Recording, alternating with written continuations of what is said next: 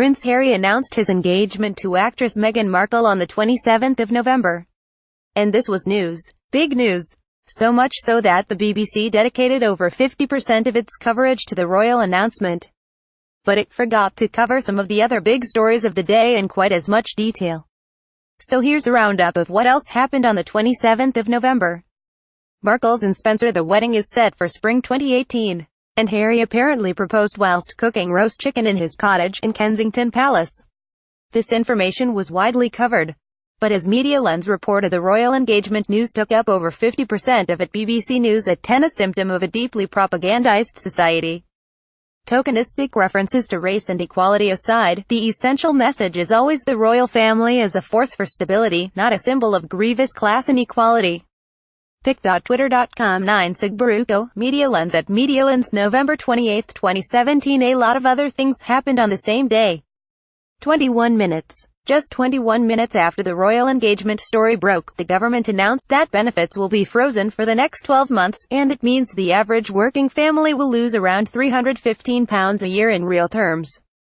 Because of the timing, it's possible that many people may have missed this news. This freeze will save the government £3.9 billion a year by 201,920. But it will plunge millions further into poverty. And as the Canary previously reported, food prices are already at a 4-year high, and Brexit could lead to a further 33% rise. The move comes as another report has shown that economic inequality in the UK is higher than ever.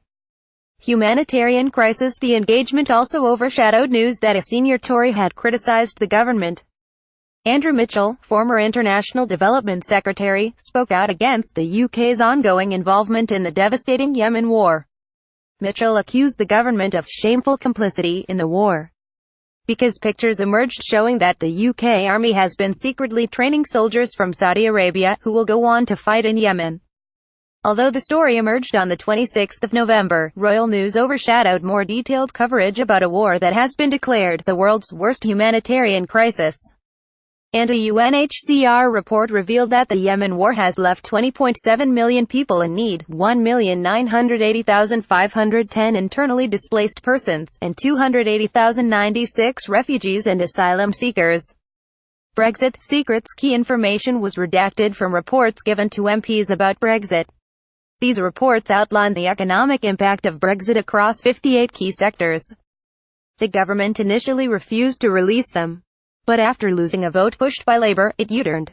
And as Harry announced he loved Meghan, the 850-word report was delivered to Parliament. The documents are so heavily redacted that Brexit Secretary David Davis could be in contempt of Parliament. And Labour's Brexit spokesman Keir Starmer said not good enough. The vote was clear binding. Reports in should be handed over. We intend to press this issue. But this story wasn't considered important enough to be headline news. And there's more. A lot more happened too. The first UK civil claim alleging a series of UAL assaults was made against Harvey Weinstein. Theresa May faces new allegations of rigging Parliament by trying to prevent MPs from changing budget legislation. As the Canary reported, May was also accused of trying to hide the cost of Brexit. Bali announced the highest possible level of alert as Mount Agung erupted. But if you had the BBC or glanced at the main media, these stories didn't seem important. How much more news will be conveniently buried in the next few months? Get involved, support the Canary so we can hold the powerful to account. Featured images via Wikimedia.